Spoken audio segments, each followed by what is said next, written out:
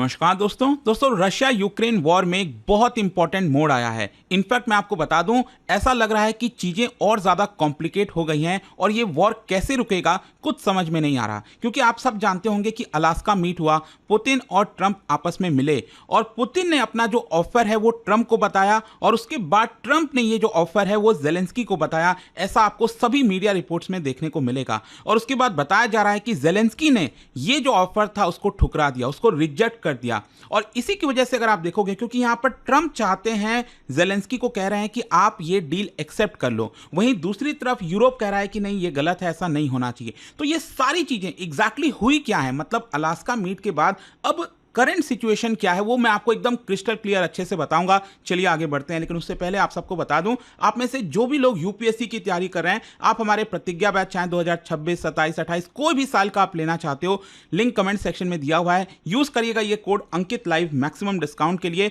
और साथ ही साथ कोई प्रॉब्लम है, दिक्कत है, ये फोन नंबर दिया है, आप इस पर कॉल कर लीजिएगा, मेरी पर्सनल टीम आपको अच्छे से गाइड कर देगी। चलिए शुरुआत करते हैं। सबसे पहले ये देखते हैं कि यहां पर क्या बताया जा रहा है। जैसा कि आप सब जानते हैं, मैंने आपको बताया कि अलास्का समिट हुआ ट्रंप और पुतिन के बीच में, और इसमें जो सबसे इंटरेस्टिंग एक चीज निकल कर आई, आपने देखा होगा कि इस समिट के पहले, ये मुलाकात के पहले ट्रंप जो है वो बार बार कह रहे थे कि मैं सीज फायर करा दूंगा, मतलब मेरी एक्सपेक्टेशन ये है कि यहां पर सीज फायर हो जाए। लेकिन जब दोनों के बीच में मुलाकात हुई उसके बाद ट्रंप पलट गए। ट्रंप का यह कहना था कि सीज फायर करने से पहले हमें एक पीस डील करना होगा।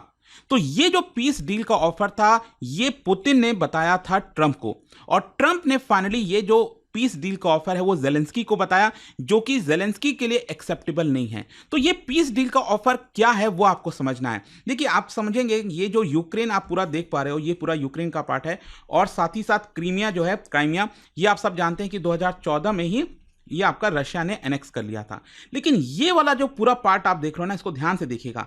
यहां पर क्या है कि ऑलरेडी रशियन आर्मी पूरा लैंड कैप्चर कर चुकी है, अपने अंडर में ले चुकी है। लेकिन इन सारे लैंड में, चाहे वो लुहांस्क है, डोनेस्क है, या फिर ज़ेपोरिजिया हो गया, खेरसोन हो गया, तो इन सभी रीजन में अगर आप देखो तो जो सबसे इंपॉर्टेंट रीजन है वो है आपका डोनेस्क वाला रीजन, ये जो पूरा आप रीजन देख रहे हो। और अभी तक रशिया जो है इसको पूरी तरह से कैप्चर नहीं कर पाई। अगर आप इसको ध्यान से देखेंगे तो 75% जो लैंड है पूरा वो रशिया ने कैप्चर कर लिया है, लेकिन ऊपर का ये जो 25% है वो रशिया ने कैप्चर नहीं किया है। तो यहां पर पुतिन ने जो ऑफर बताया वो ये था कि लुहांस्क, ये वाला जो पूरा रीजन हो गया, ये तो ऑलरेडी इस समय रशिया के अंडर में आ गया है, ये रशिया के पास ही जाएगा। साथ ही साथ ये जो डोनेस्क वाला बाकी का रीजन है वो रशिया को दे दो। मतलब ये पूरा जो डोनेस्क और लुहांस्क है वो रशिया के अंडर में आना चाहिए, ये रशिया का ऑफर है। और साथ ही साथ पुतिन ने एक और चीज बोली कि यहां पर हम एडवांस करना बंद कर देंगे। मतलब ये जो खेरसोन और ज़ेपोरिजिया जहां तक हम पहुंचे हैं, ये जितना हमारे अंडर में आ गया है वो तो आ ही गया है, लेकिन हम इसके आगे नहीं बढ़ेंगे अगर यूक्रेन या जेलेंस्की जो है एक्सेप्ट कर लेते हैं कि डोनेस्क का पूरा रीजन एक तरह से वो रशिया के अंडर में आ जाना चाहिए। ये मेन ऑफर है, आपको समझने की जरूरत है। और इसी ऑफर को कन्वे किया गया पुतिन के द्वारा ट्रंप को, और ट्रंप ने इस ऑफर को बताया जेलेंस्की को, ताकि यहां पर ये पूरा जो पीस डील है वो पहले हो सके। इनफैक्ट मैं आपको बता दूं, अभी जस्ट 12 तारीख को ही खबर आई थी, अगर आप देखोगे, Russia makes biggest 24 hour Ukraine advance in over year. मतलब ये जो पूरा आप देख रहे हो ना, यहां पर रशियन आर्मी जो है वो लगातार आगे की तरफ यहां पर बढ़ रही है। मतलब काफी ज्यादा जो लैंड है यूक्रेन का वो अपने अंडर में लेती जा रही है। तो इसी की वजह से यहां पर पुतिन का कहना था कि एक प्रकार से ये पूरा डोनेस्क और लुहांस्क हमें दे दो, और यहां पर हम इसके आगे नहीं बढ़ेंगे। मतलब यहां पर जो है जितना हम पहुंच गए हैं वो हमारे अंडर में है, उसके आगे हम आपका लैंड एक्वायर नहीं करेंगे। और इसीलिए डोनाल्ड ट्रंप ने जेलेंस्की को बोला मेक अ डील, आप ये डील जो है वो मान जाओ। और इसकी वजह से अगर आप देखोगे तो यहां पर जो यूरोपियन अलाइज हैं वो शॉक में हैं कि आखिरकार डोनाल्ड ट्रंप ऐसा कैसे कर सकते हैं, क्योंकि यूरोप और जो यूक्रेन है वो ऐसा मान के चल रहा है कि ये जो पूरा लैंड रशिया ने एक्वायर किया है युद्ध के समय, ये वापस यूक्रेन के पास आना चाहिए। तो इसी की वजह से पूरा यूरोप भी इस समय शॉक में है। इनफैक्ट अगर आप देखिए तो अमेरिका के पॉलिटिक्स में भी काफी कुछ चल रहा है। वहां पर जो हिलरी क्लिंटन है उन्होंने ये तक कह दिया था कि मैं ट्रंप को खुद नोबेल प्राइज के लिए नॉमिनेट करूंगी अगर ये पूरा लैंड वापस से यूक्रेन के पास पास आ जाता है और ये पूरा युद्ध रुक जाता है। तो उन्होंने कंडीशन बताया कि ये पूरा लैंड वापस से यूक्रेन को मिल जाना चाहिए, जो कि काफी इंपॉसिबल लगता है आज के समय में। इस समय अगर आप देखोगे तो इसको देखते हुए यहां पर जेलेंस्की का क्या रिस्पॉन्स था?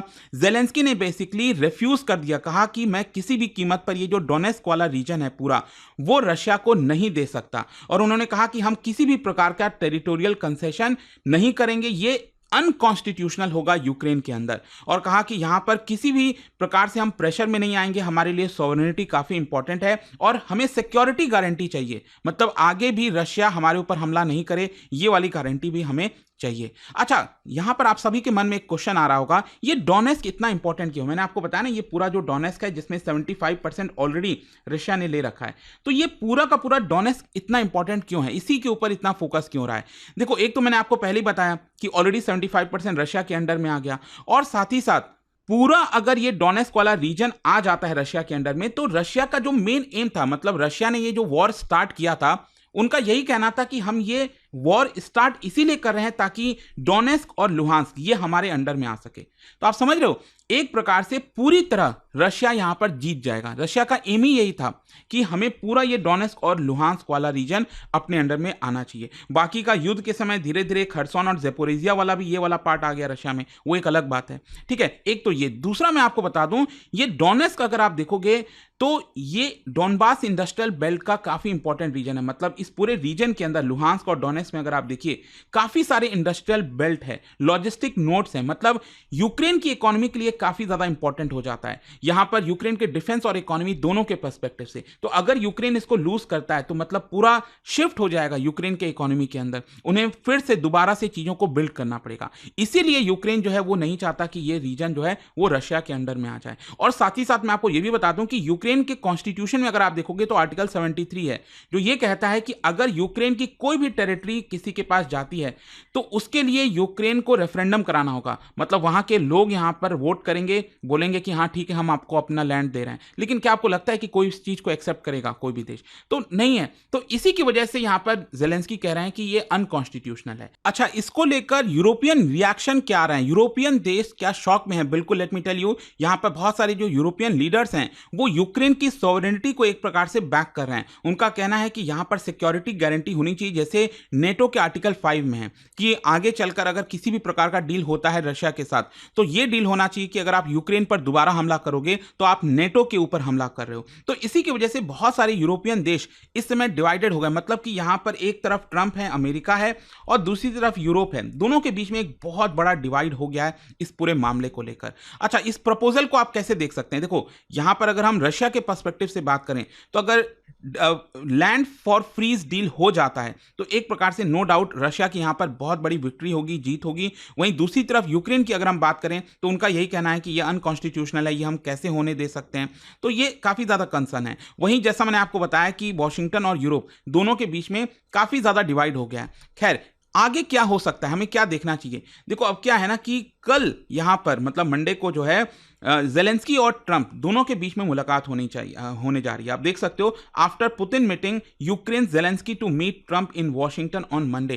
तो मे भी शायद यहां पर चेंज हो जाए चीजें, हो सकता है जेलेंस्की यहां पर मान जाए। मतलब देखना होगा कि क्या होता है एग्जैक्टली मंडे के मीटिंग में। वैसे तो आपको लास्ट टाइम याद ही है ना कि ट्रंप और जेलेंस्की जब व्हाइट हाउस में मिले थे क्या ही हुआ था। तो लेट्स सी क्या होता है। और इसके अलावा यहां पर जो रशिया है वो भी मैसेजिंग कर रहा है कि देखिए, अगर आप पीस चाहते हो, अगर आप शांति चाहते हो तो ये डील को एक्सेप्ट कर लो। देखना होगा। लेकिन इसके साथ साथ मैं आपको ये भी बता दूं कि बैटल फील्ड में क्या हो रहा है, मतलब डे टू डे में अभी जो वॉर चल ही रहा है ना इस समय, तो यहां पर क्या हो रहा है। हो सकता है कि पूरा जो डोनेस्क वाला रीजन है वो रशिया खुद ही एक्वायर कर ले।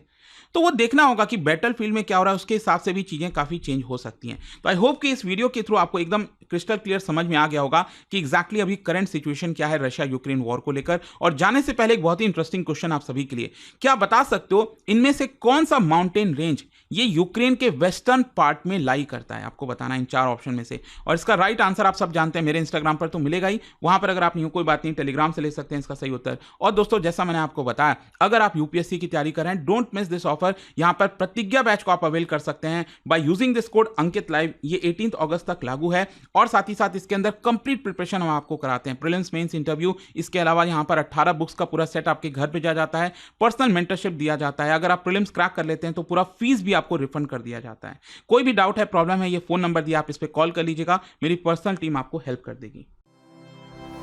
स्टडी IQ IAS, आपका सिलेक्शन हमारा मिशन।